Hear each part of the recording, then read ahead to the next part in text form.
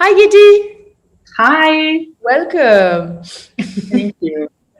Hi, everyone. We're here for the Aware Parent series by Solkatha. I'm Karishma, the founder of Solkatha, and we're here to welcome you all caretakers, grandparents, parents, educators, nannies, anyone who loves children.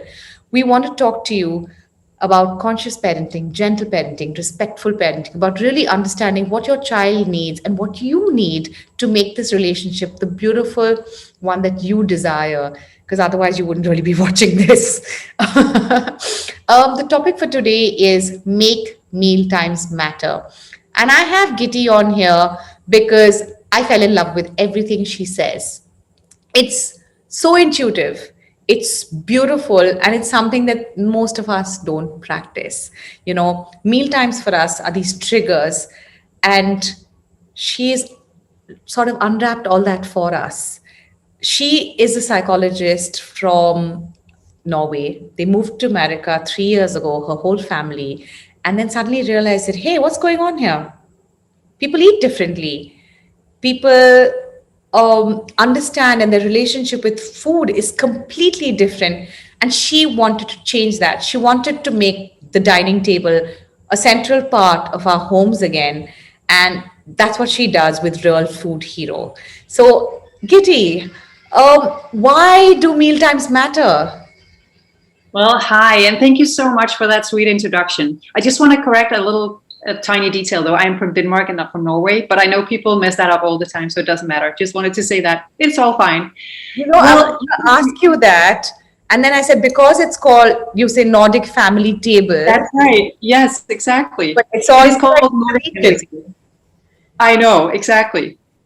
But Nordic is actually it's a category for all the Nordic countries. So Denmark is one of them, Norway is one of the others, Sweden, and some other countries too. So it's part of the Nordic countries. Yes. Something Yes. that I know but constantly overlook, much like the topic we're going to discuss, right? Yeah, We, exactly. we know it, but we sort of, so my apologies. Gitte is Totally from fine. Denmark and she's now living in America. And I really want to hear more about, what is these Danish traditions and why is it different from how the rest of the world does it? Well, yeah, that's a really interesting question because I didn't know that we were that different from other countries in the world until we moved to America like 3 years ago. And my husband and I and our three girls, we moved in the middle of the winter to New York, and we started integrating ourselves and speaking to people over there. And what happened was that we really quickly realized that the American food culture is just very, very different from what we had been used to and what, the way that we were raised ourselves. And mainly in the way that the dinner table was actually, it was not an integral part of their everyday lives in a way. A lot of them didn't even have a dinner table, which was very, very surprising to us because we were like, okay, so the dinner table to us is something that's just, it's a social anchor of the family. It's the heart and soul of a family, really.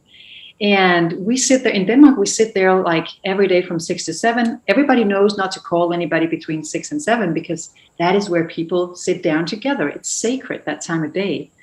And coming to America, we were like, okay, this is clearly not the case here. People were standing and mingling or sitting in the couch or bed, watching TV while they were eating. People didn't even eat the same thing. They would just grab something, put it in the microwave, and just eat staggered and by themselves. And we were like, this is huge. This is such a huge discovery. So we were like, okay, we need to understand this. This was so surprising to us.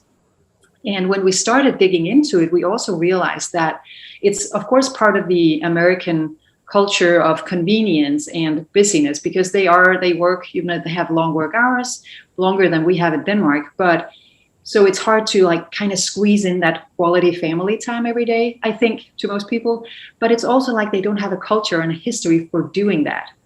So we were like, we got to understand this. We need to understand what this is about and also maybe try to bring it back in a way to kind of revive the dinner table. That was kind of our mission. Wow. Yeah. It was so stark to you, this comparison. of how mealtimes matter and how mealtimes don't matter. And what is the effect of that for the children then? Well, it's so interesting because there are actually studies who have been looking into, so what are the effects of having regular family meals? And it turns out there are tons of studies on this, and it turns out that we can prevent a lot of things. Not only are we are happier and healthier when we eat together, and that probably has to do with, when we have this shared family meal, we tend to eat healthier, and we also tend to eat less. So we eat better, and we do that long term. It's not only when we sit at the table, but if we have been brought up with the dinner table and shared meals, we tend to have long term better, healthier eating patterns, which is good. But the other thing is that we tend to also be happier long term when having been brought up with family meals and the shared, shared meals. So that's really interesting. But not only that, and this is where it gets really interesting, because this is kind of what you could probably assume, that you probably guess that from having that institution every day. But what's really interesting is that it actually prevents depression. It prevents eating disorders. It also delays engaging in risk behaviors like smoking and early sexual debut and stuff like that, and also aggression and a lot of other things. So it's really like there's definitely a preventative element in having these shared family meals, which I think is so interesting. And of course, I've been as a psychologist, I want to know why that is. And I think really what it is it's not about those like 20 minutes that we sit at the table every day and look at each other. It's what happens at that table. Because what I have realized is that our values, our family values, they kind of just trickle down. It's like a social and a cultural institution in a way.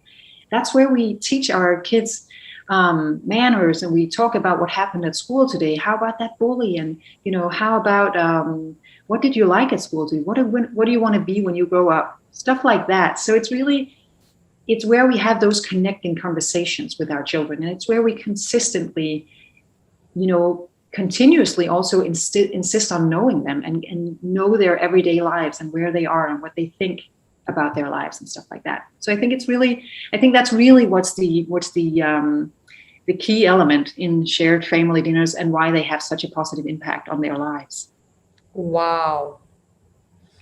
That it's basically, you're saying it's preventative medicine, right? Yes, exactly. Preventative natural medicine. Yeah, amazing. Sit down with your children, eat with them, get to know them, get them Yes. happier and healthier, and avoid every single thing that the WHO is saying, right, about what is going to be on the rise with our generation of children. Depression, Exactly. mental health illness, forget sexual abuse you're talking about, right? Because you're actually discussing your day and you're connecting. So the word that Exactly. kept coming up to me was that connection that you're Yeah, creating by exactly. spending that time. Like, what is fascinating to me is this, you're saying that, you actually had a time in Denmark. Everyone Mhm. knows, Yes. they eat at this time, which is Yeah. so wonderful and like you said, sacred. But let's get down to this universal thing that everyone has, Gitte.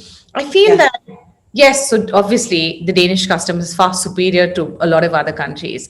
But in terms of how we treat our children, at the dinner table, especially younger children or possibly even teenagers sometimes, there's a sort of universal, possibly a lack of respect. Would you call it? Well, how would you categorize that? Like the lack of respect that we show our children, or yes. Well, I think that that's a really interesting topic, because when we started looking into all these things, my husband is a chef, and he loves to cook food from scratch. So he was obviously very interested in that part. And I'm a psychologist, so I was more interested in the dynamics around the dinner table and what happens when we sit down together, and also what we bring to the table, so to speak, like our attitudes, our beliefs, the dynamics that are just happening right there in front of us. And I think that when we look into our parenting styles, like gentle parenting and respectful parenting and all these things, I think what often happens is that a lot of parents can see that, okay, maybe this is the right way to go. It can be difficult, of course, but they might dedicate themselves to actually live up to these standards of gentle and respectful parenting. But what often happens is that when we approach the dinner table and we start to sit down, all these beautiful principles of respecting our children, they just go to the wayside. And it's like all of a sudden we step into this universe of control and pressure, bribing, threatening, distracting, enticing, just to get our kids to eat. And I think that this is so interesting because it's not that we want to be, harsh parents. We don't want to be strict, and we don't want to engage in all these manipulation strategies to get our kids to eat. But what happens is that we as parents often, perceive of the feeding our kids job as something that's just fundamental to parenting. So if we can't do that very well, so like get our kids to eat those veggies and stuff, we feel like we're failing. So often what happens is that we are struggling with that underlying belief of I need to get my kids to eat or I'm a bad mom. So what can we do about that? Well, we want to get them to eat. So I'll do whatever I can to get them to eat. And that's why we start pressuring and being really kind of disrespectful to them. And I not only mean that we control them, we pressure and force them and threaten them. I also mean that bribing and rewarding, distracting, all those more soft manipulation strategies, I think it's basically just the other side of that coin.